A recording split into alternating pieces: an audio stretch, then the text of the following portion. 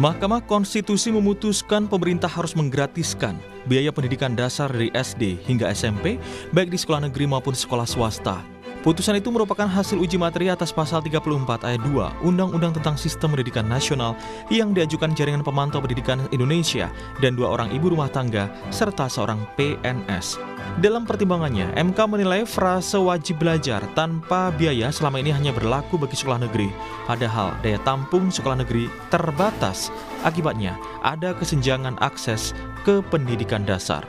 2 menyatakan pasal 34 ayat 2 Undang-Undang Nomor 20 Tahun 2003 tentang Sistem Pendidikan Nasional Lembaran Negara Republik Indonesia tahun 2003 Nomor 78 tambahan Lembaran Negara Republik Indonesia Nomor 4301 bertentangan dengan Undang-Undang Dasar Negara Republik Indonesia tahun 1945 dan tidak mempunyai kekuatan hukum mengikat secara bersyarat sepanjang tidak dimaknai pemerintah dan pemerintah daerah menjamin terselenggaranya wajib belajar minimal pada jenjang pendidikan dasar tanpa memungut biaya baik untuk satuan pendidikan dasar yang diselenggarakan oleh pemerintah maupun satuan pendidikan dasar yang diselenggarakan oleh masyarakat.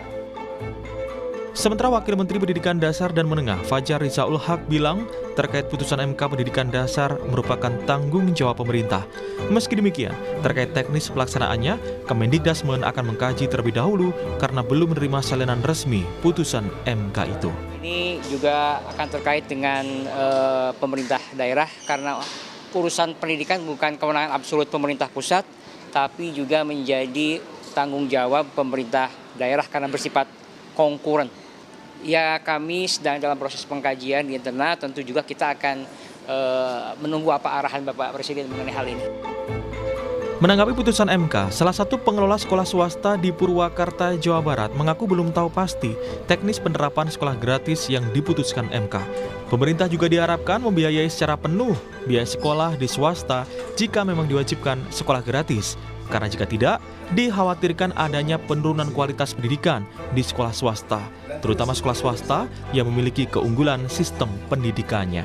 Pelayanan swasta kepada siswa di Indonesia itu swasta memiliki kelebihan-kelebihan. Yang pertama untuk membayar gaji guru, karyawan, terus memelihara fasilitas, menyediakan alat-alat pembelajaran.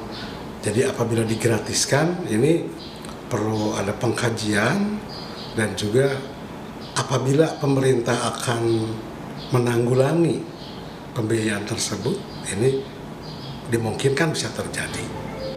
Warga pun berharap jika memang nantinya digratiskan pemerintah, kualitas pendidikan tidak berkurang. Jadi, namun ada satu hal yang saya khawatirkan juga, bahwa tindakan itu undang-undang itu, terjemahan undang itu harus sampai ke tingkat yang paling dasar. Dan hal ini ya sekolah-sekolah yang mendapat hal tersebut.